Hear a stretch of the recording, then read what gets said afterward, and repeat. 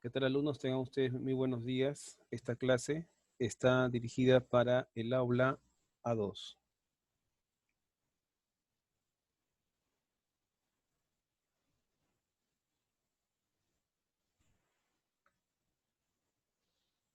Muy bien. Entonces, vamos a trabajar el tema virus. Lo que trabajamos en el caso anterior, en el tema anterior fue la fotosíntesis. Hablamos de la fase luminosa, fase oscura. Ahora vamos a tratar el tema virus y luego de virus hablaremos del tema respiración celular. Bueno, vamos a ver un tema muy importante que se cita en el prospecto del examen de admisión correspondiente a los virus. Iniciamos la explicación con la siguiente pregunta: ¿son los virus seres vivos? Bueno, los virus son considerados formas acelulares. Significa que no son células. Los virus tienen ciertas estructuras que presentan los seres vivos a nivel celular, me refiero, o ciertas estructuras que tienen los seres vivos a nivel celular, porque el virus no es una célula, obviamente. Algunas estructuras químicas presentan, pero es casi nulo. Me dejo entender. Entonces, los virus no son seres vivos, no tienen ese metabolismo, ese conjunto de reacciones que tienen los seres vivos, que realizan los seres vivos a nivel celular para poder autoconservarse, para estar vivos. Los virus no pueden hacer esto, los virus no tienen ese metabolismo. Entonces, sería inapropiado decir que los virus son seres que se encuentran entre lo vivo y lo inerte. Eso es algo incorrecto. Entonces, cuando decimos los virus se encuentran entre ese punto medio de lo vivo y lo no vivo, pues eso es falso. Más inapropiado sería aún decir que no son ni seres vivos ni seres inertes. Entonces, ¿qué son, no? Entonces, los virus simplemente son formas celulares y con eso matamos el tema. No podemos decirles que son seres vivos porque los virus por sí solos no pueden reproducirse, mejor dicho, multiplicarse, por sí solos no pueden crecer, por sí solos no pueden crear más virus. El virus tiene que ingresar a un organismo, a una célula animal, vegetal, a una bacteria para poder multiplicarse y originar más virus y genera problemas, genera un daño, problemas al organismo, problemas a la célula. Pero yo podría tener un virus en mi mano, por ejemplo, y estar así intacto por mucho tiempo, quizás miles de años. Entonces un virus no va a buscar su fuente de alimento, no va a comer, un virus no va a nutrirse, un virus no va a crecer, un virus no va a responder a estímulos. Entonces los virus no son considerados seres vivos, son formas acelulares. Recordemos que los seres vivos se clasifican solo en vivos e inertes. Mejor dicho, los seres, para ser exactos, se clasifican solo en seres vivos y en seres inertes. Bueno, una idea les doy bien sencillo para que se entienda. Ya no hay una tercera clasificación, por lo que habría que colocar a estos organismos en uno de estos grupos. ¿Correcto? Entonces, ¿qué cosa está viva y qué cosa no lo está? Me dejo entender para diferenciar entonces, profesor, cómo reconozco algo que se encuentre vivo y algo que no esté vivo. Para eso vamos a hablar muy claro acerca de algunas definiciones básicas necesarias para poder reconocer algo que carezca de vida, que presente vida, disculpen. ¿Ya? Vamos a ver entonces en la diapositiva. Pero antes de continuar con la diapositiva, en esta imagen, por ejemplo, les estoy colocando, por ejemplo, los seres vivos, ¿no? Las formas vivas, por ejemplo. Acá pueden ustedes observar acá, ¿no? Por ejemplo, aquí se ve un ave, acá se ve un mamífero, aves, por ejemplo, acá un oso, ¿no? Acá, por ejemplo, tenemos otro mamífero, ¿cierto? Y aquí vemos, por ejemplo, las piedras, que son los factores abióticos, ¿no? Lo no viviente. Entonces, ¿qué son los virus, no? Vamos a ver, entonces, a continuación vamos a ver una definición de lo que corresponde a un ser vivo. ¿Qué es un ser vivo? Existen, chicos, dos puntos de vista para poder definir a un ser viviente. Lo podemos hacer desde el punto de vista biológico y desde el punto de vista de la teoría celular. Desde el punto de vista de la teoría celular, ¿qué es lo que dice la teoría celular con respecto a los seres vivos? Según la teoría celular, fundamentada por Sladen y Chuang en 1839, se establece que todo ser vivo es aquel que está formado por una o más células. Y los virus ni siquiera llegan a ser una célula, ¿correcto? Desde el punto de vista biológico, ser vivo es aquel que cumple con 3 requisitos mínimos. Poseer estructura compleja. Entonces los seres vivos tienen que estar compuestos ¿de qué? Recordemos que los átomos se combinan para formar moléculas, las moléculas se combinan para formar moléculas más complejas, luego forman células, las células tejidos, órganos, sistemas, ¿no? Y el individuo. Entonces todo ser vivo, sea pluricelular, sea unicelular, presenta complejidad química. El virus no lo tiene. Se autoconserva. Los organismos tienen su propio metabolismo que les permite estar vivos. Son las reacciones químicas que ocurren en la célula. Los seres vivos se pueden reproducir originando descendencia, ¿correcto? Originando entonces una descendencia fértil que podría seguir dejando más descendencia. Los seres vivos presentan irritabilidad. Y la irritabilidad justamente corresponde a esa capacidad de los seres vivos para poder responder a estímulos. Entonces, al poder responder a estímulos, por ejemplo, responder al frío, al calor, entonces lo caracteriza esto a un ser vivo. Pero los virus no poseen esto. Un virus nunca se va a mover de un lado a otro buscando una célula a la cual infectar. Eso no ocurre. Los seres vivos evolucionan. Esa es una característica importante, ¿no? Evoluciona. Hay cambios, lo cual permite justamente que las especies, bueno, en sí las poblaciones de una determinada especie a lo largo del tiempo pueda acumular ciertos cambios que origine una nueva especie. Esto no ocurre con los virus, ¿ya? El virus no evoluciona. No evoluciona originando especies, porque ni siquiera es una forma de vida, ¿ya? Entonces, hay que tener mucho cuidado, al menos así se lo denota a nivel preuniversitario, para comprender cómo definir a un ser vivo y entender entonces que los virus no lo son, ¿correcto? Siempre hay discusiones, pueden haber puntos de vista diferentes, pero estrictamente un virus no tiene metabolismo. Entonces, así lo podemos entender para nivel preuniversitario. Antes que me olvide, acá, por ejemplo, en esta diapositiva, se puede observar claramente, ¿no? Un animal, como les decía, que está formado por células, un vegetal también, ¿no? Esa es una definición muy importante acerca de la teoría celular. Que todo ser vivo es aquel que está formado por una o más células. En este caso, serían pues muchas células, ¿no? Pero hay organismos unicelulares también.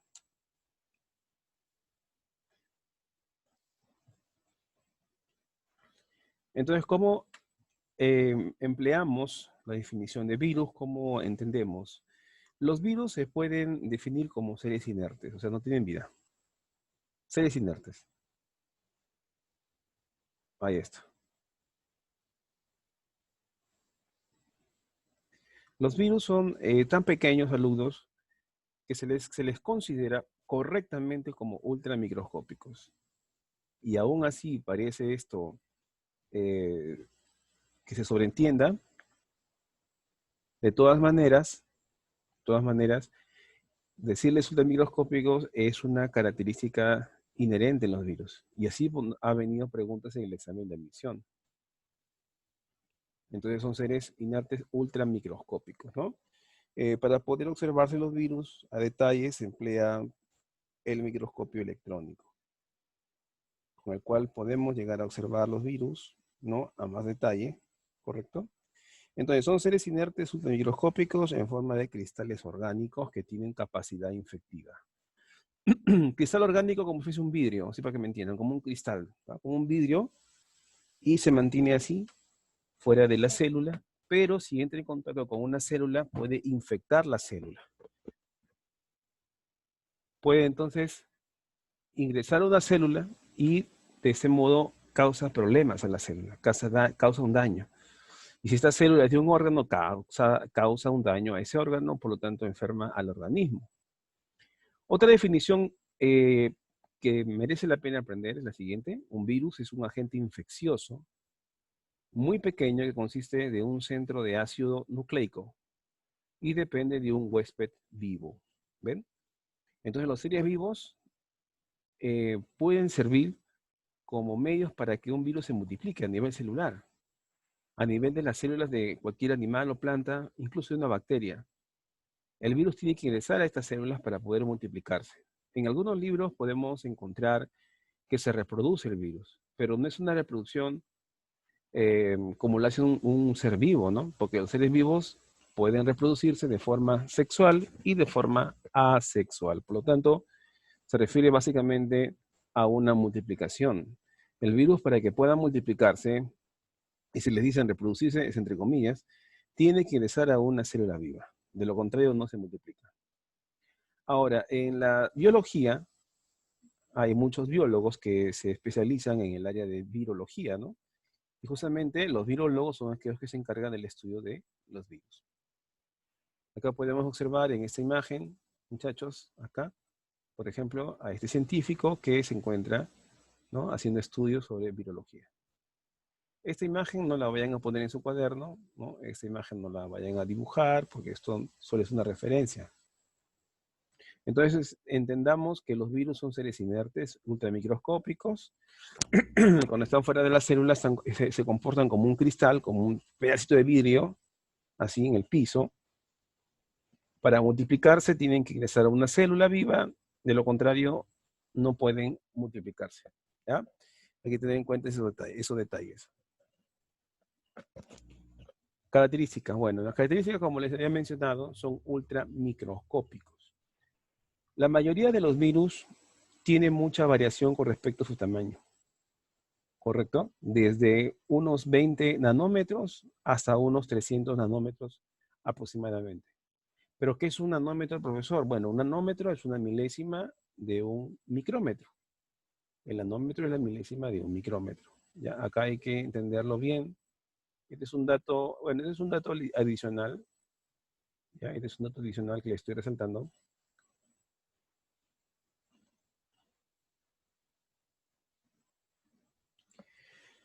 Muy bien, por ejemplo, los poliovirus pueden llegar a tener 30 nanómetros, ¿sí?, de dimensión, que sería, por ejemplo, uno de los virus más pequeños, y el virus de la viruela, uno de los virus más grandes, que puede llegar a medir 300 nanómetros de dimensión, ¿no?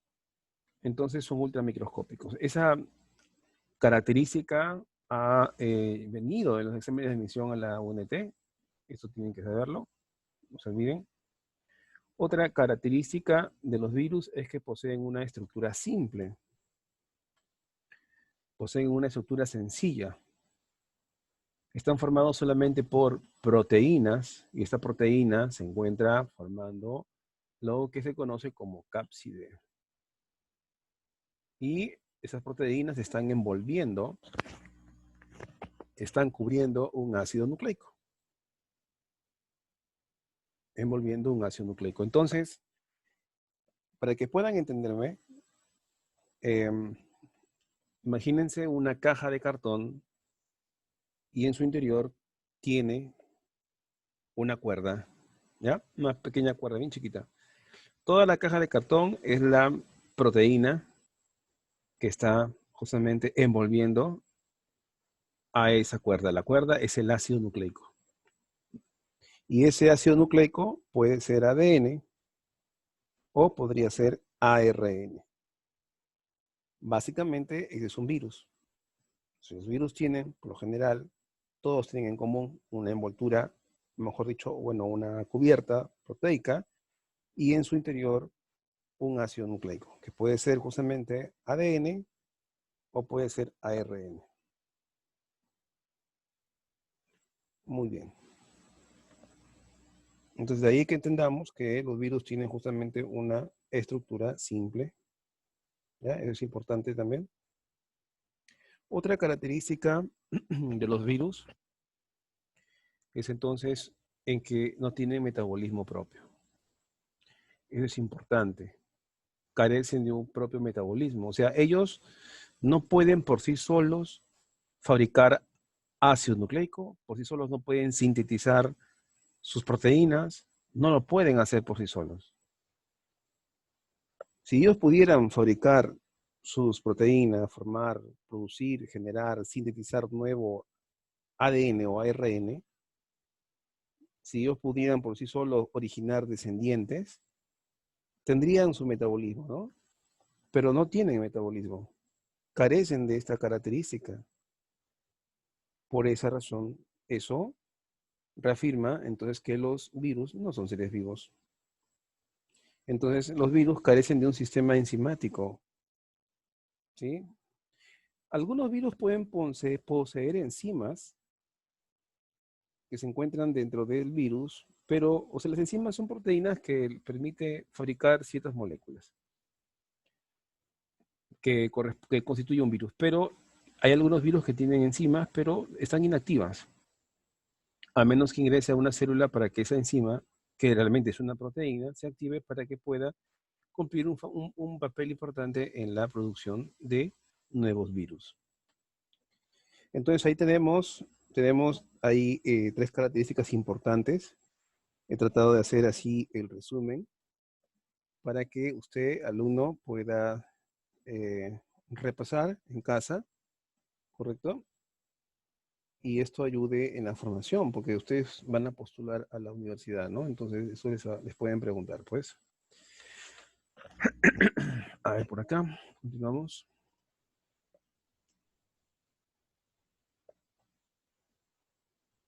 Bueno, antes de que continúe, acá tengo unas imágenes también. Aquí se puede observar, miren. Ahí está, de los virus observados a microscopio. Ahí se pueden observar.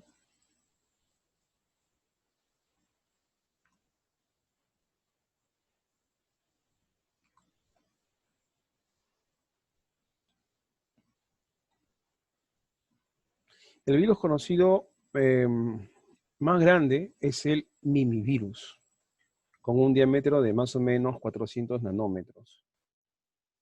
El tamaño que abarcaría una pequeña bacteria, como el micoplasma, por ejemplo. El mimivirus fue descubierto en 2003. Infecta a las amibas. Entonces aquí, por ejemplo, este virus se puede observar. Aquí está la imagen. La señalo con flecha roja. Tiene una letra A. Y este virus ha sido fotografiado con el microscopio electrónico. Así se puede observar, ¿no? Ahí está. Pero acá tengo una imagen hecha a ordenadora o a computadora que también me sirve para poder entender cómo sería la estructura del virus. No es una imagen real, o sea, tomada como una foto, pero estos modelos hechos a computadoras nos sirven, como les voy a repetir, para entender la forma, la ubicación del ácido nucleico y otras estructuras importantes de un virus.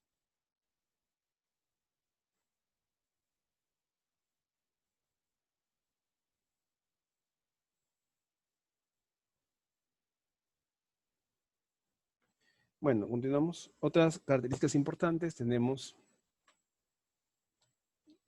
en que los virus son parásitos celulares obligados. Son considerados parásitos celulares obligados.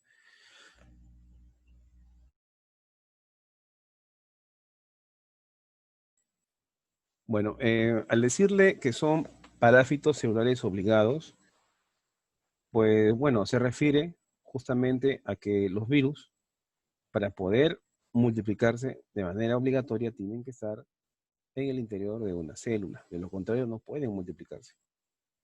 También se puede decir que son parásitos intracelulares obligados, ¿ya? También lo voy a agregar, por si acaso nos pueden preguntar. Parásitos intracelulares obligados. Obligados, ¿por qué? Porque la única forma para que puedan multiplicarse es estando dentro de una célula. No hay de otra forma.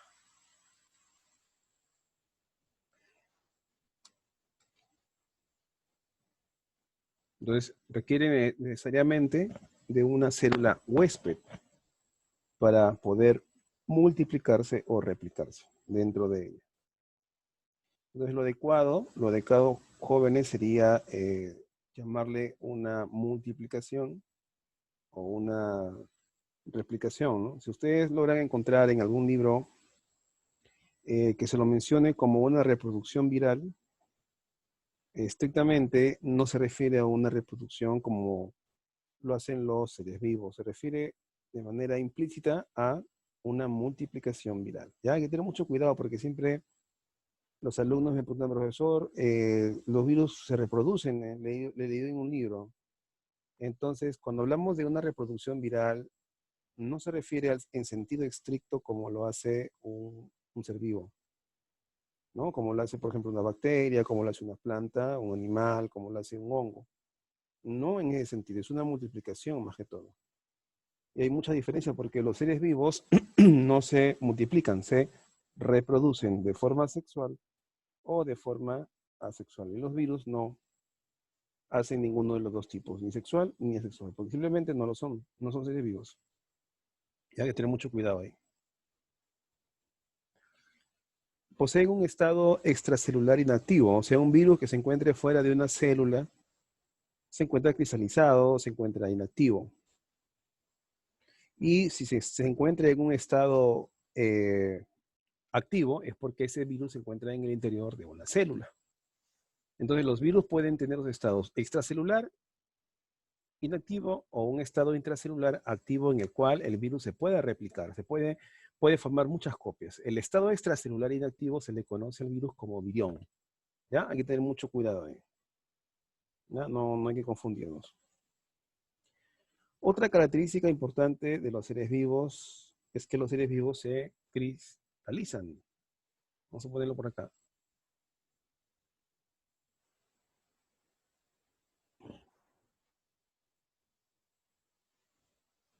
Ahí, entonces, los seres vivos se pueden cristalizar. Cuando la célula infectada por los virus estalla, explota, se lisa, entonces lo que ocurre es que los seres vivos, perdón, los virus, entonces se liberan, son liberados. Muchos de esos virus pueden continuar una segunda infección, ya que si encuentran, por ejemplo, a una nueva célula, la pueden infectar.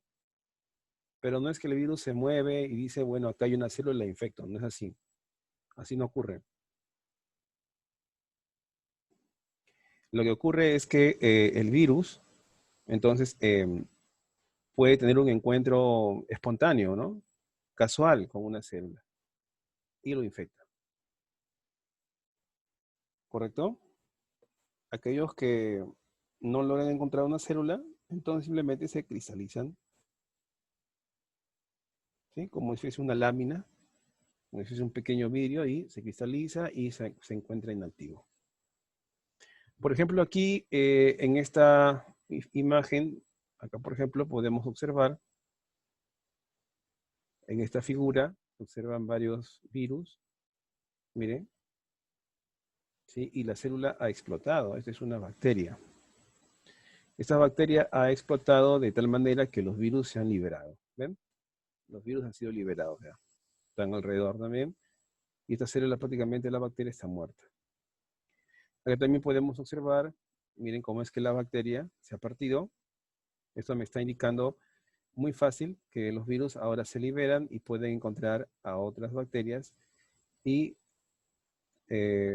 fagocitarlas, porque estos virus hacen una fagocitosis, fagocitan a las bacterias, ¿correcto? Muy bien, entonces podrían infectar a otras bacterias. Si no encuentran bacterias, los virus se mantendrían en un estado inactivo.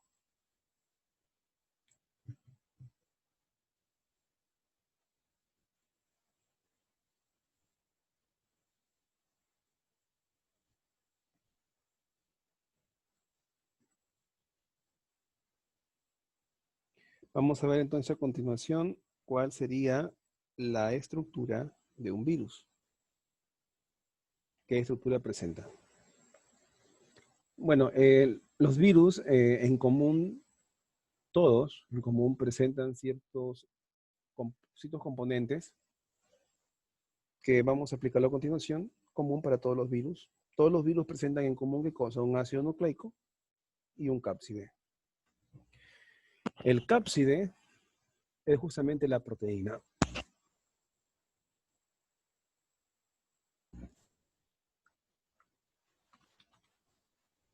El cápside sería la proteína. La envoltura que protege al ácido nucleico corresponde entonces al cápside. Ahí le ponemos aquí.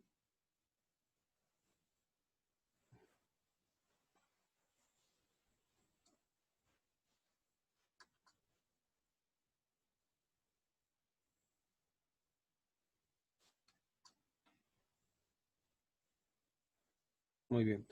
Ahora, entonces, el cápside, entiéndase, alumnos, es la cubierta. Y el ácido nucleico, que puede ser ARN o podría ser ADN. ¿Ya? Eso hay que tener en cuenta.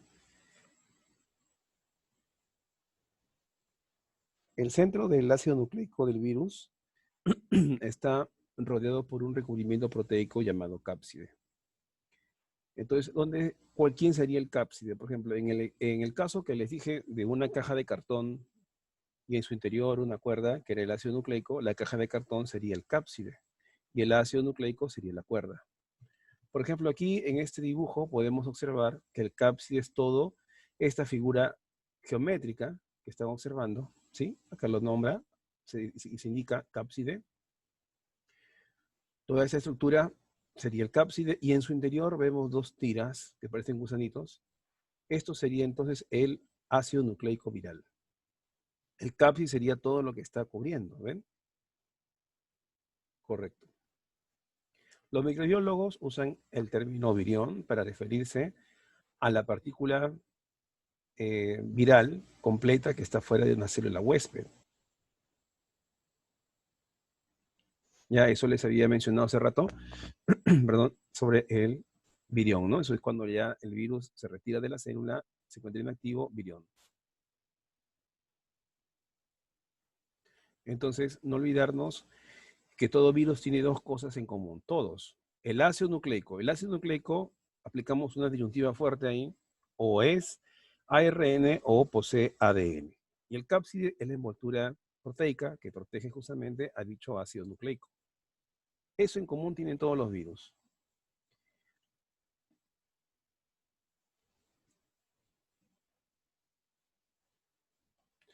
Entonces, el cápside es una cubierta de naturaleza proteica, está compuesto de proteína, formado por varios bloques o varias subunidades que se les conoce como capsómeros. Se les llama capsómeros. Aquí, por ejemplo, vamos a resaltar el término capsómero. Y los capsómeros serían, pues, estas estructuras. Miren, estas bolitas. ¿Ya?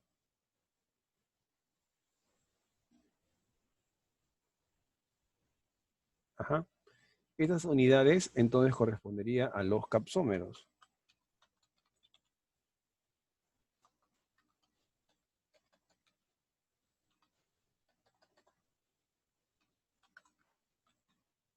Estos serían, entonces, los capsómeros.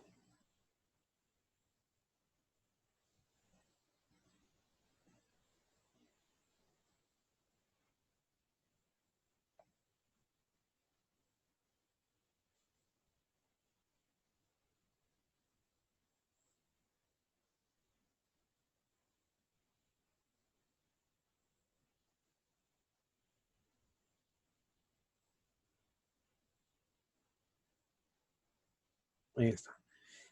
¿Ven? Entonces, todo el conjunto de capsómeros forma el cápside. El cápside sería todo esto que estamos observando. Toda esta figura que ven en la pantalla de su televisor, celular, sería el cápside. Toda esta envoltura es hueca y en su interior se encontraría el ácido nucleico. Entonces, no olvidarnos porque pueden ser preguntas de examen de admisión y debemos recordar la siguiente oración. Es importante que recuerden esto. ¿Ya? El conjunto de capsómeros forman el cápside. Y el cápside es toda la envoltura, ¿ya? Toda la cubierta, mejor dicho, para ser exacto, toda la cubierta que presenta justamente el virus.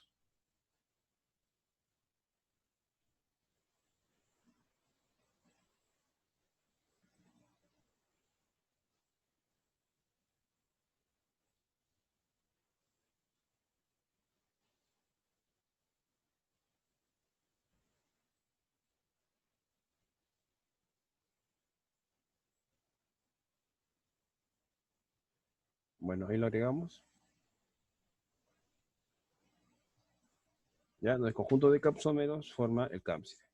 Ahora, el ácido nucleico, que puede ser ADN o ARN, está cubierto por el cápside. Entonces tendríamos ahora cápside más ácido nucleico.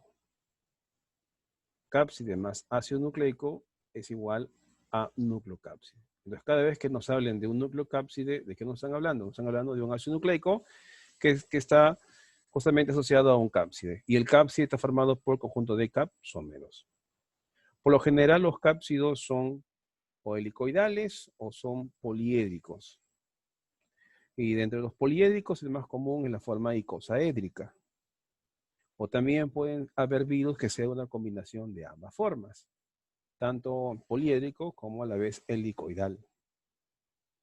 La unión de los capsómeros entonces origina tres tipos de cápside: icosaédrico, que es un tipo más común de poliédrico, helicoidal y virus de tipo complejo.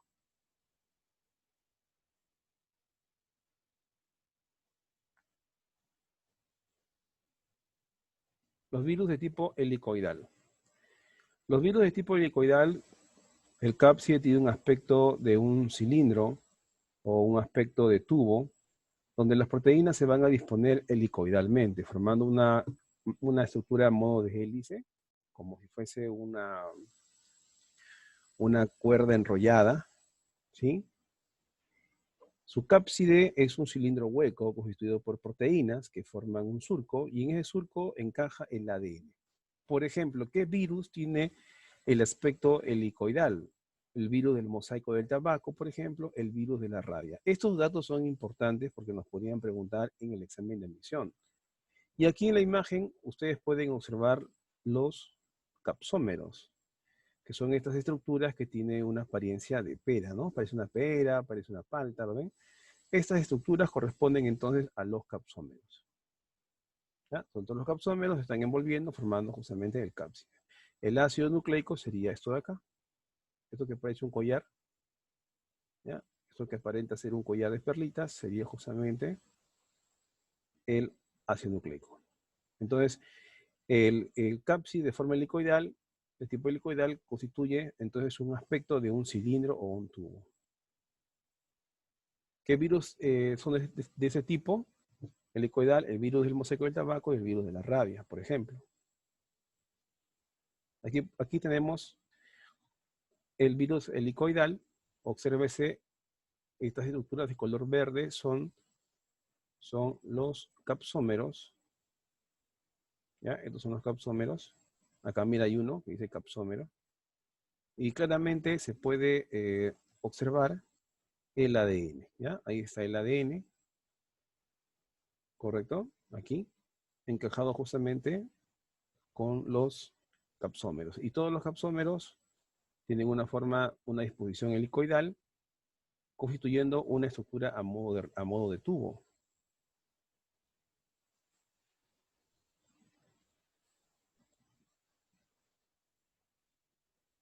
Por ejemplo,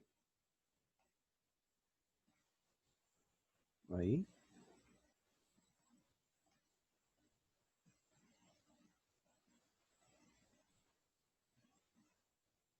Ahí le estoy colocando un contorno para que se pueda entender mejor.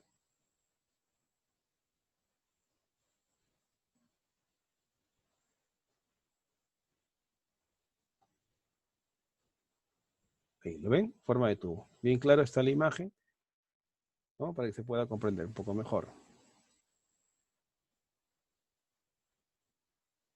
Bueno, aquí nos quedamos, alumnos. Espero les haya gustado. De aquí hasta la próxima clase para ver virus parte 2. Nos vemos, ha sido un gusto. Gracias.